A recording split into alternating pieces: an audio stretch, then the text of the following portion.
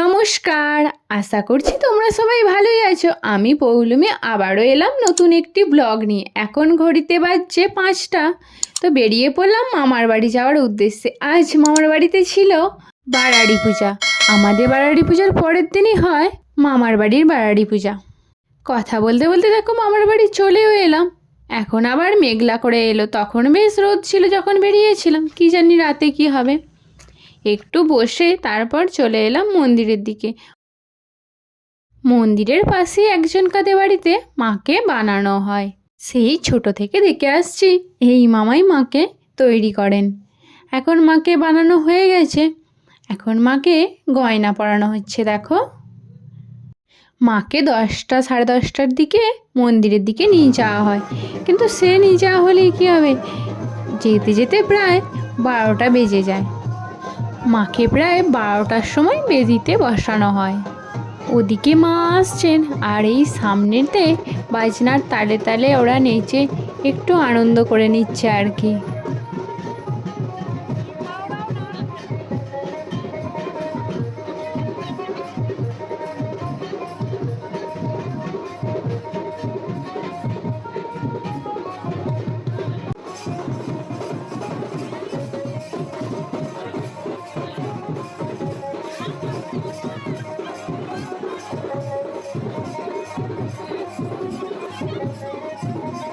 ওই যে ওই দিকে দেখো, মা এগিয়ে আসছেন বেদির দিকে। এই কাছাকাছি এসে ওই জায়গাটা থেকে বেদি পর্যন্ত খুব জোরে তাড়াতাড়ি নিয়ে যাওয়া হয়। কি জানি কেন প্রতিবারই নিয়ে যায়, এরকমভাবেই দেখেছি।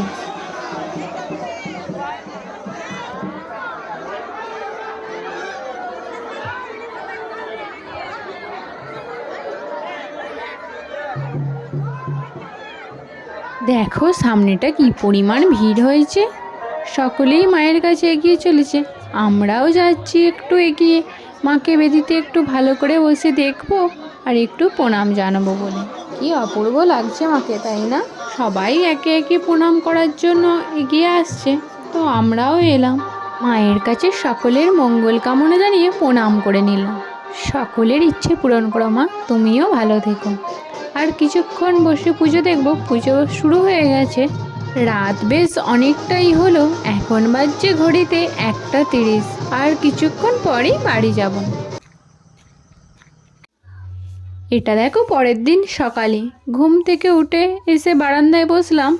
কাল যেহেতু অনেকটা রাত করে শুয়েছিলাম, তাই একটু দেরিতেই উঠলাম। আজও দেখো কেমন মেঘ করে এসছে।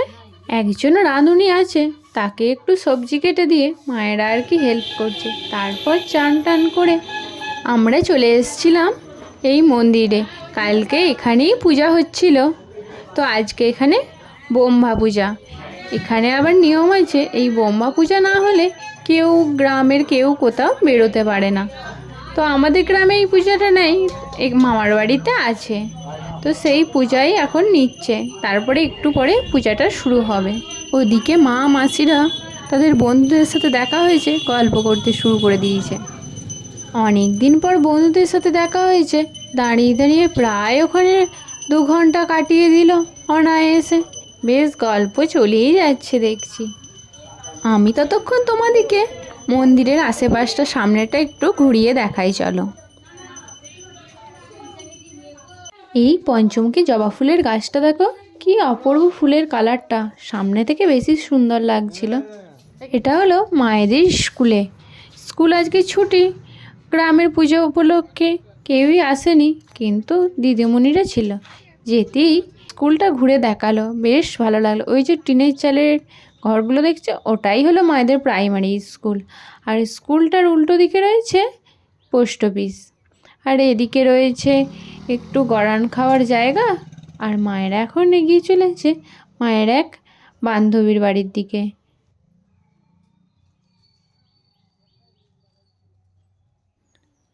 এই যে এটা দেখো, একটা দুর্গা দালান, অনেক পুরনো, টিনের চালের, এখন আর দেখাই যায় না। বেশ একটা সাবেকিয়ানা ব্যাপার রয়েছে দেখলাম ঘুরে। আর এদিকে একটা বাড়ি ছিল, বাড়িটি হচ্ছে ইট বালি দিয়েই তৈরি, কিন্তু ওপরটা খড়ের ছাউনি।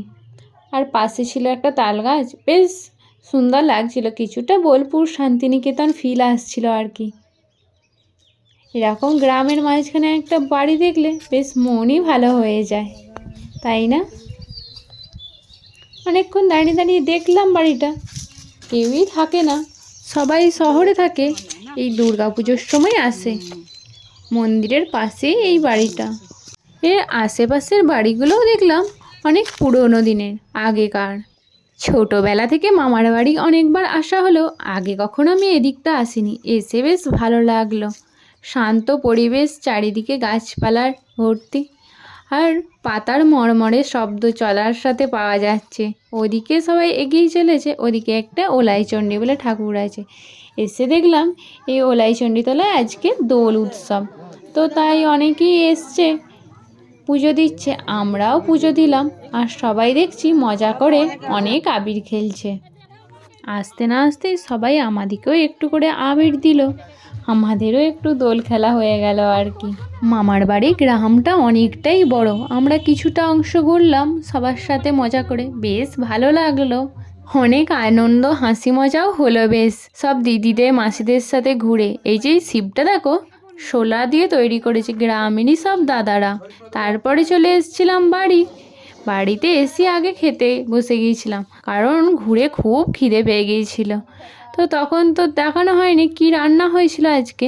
খাবার পরে দেখাচ্ছি মেনুতে আজকে কি কি ছিল।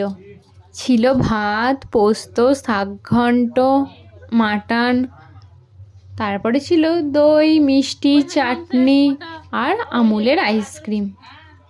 হাঁড়িতে ছিল অনেকটা পরিমাণে মাটন, আর কিছু মাটন ওখানে পরিবেশন করছে, আর ছিল আমুলের আইসক্রিম। ঠান্ডা ঠান্ডা বেশ ভালোই লাগছিল। চলো খেয়ে একটু রেস্ট নিয়ে নিই।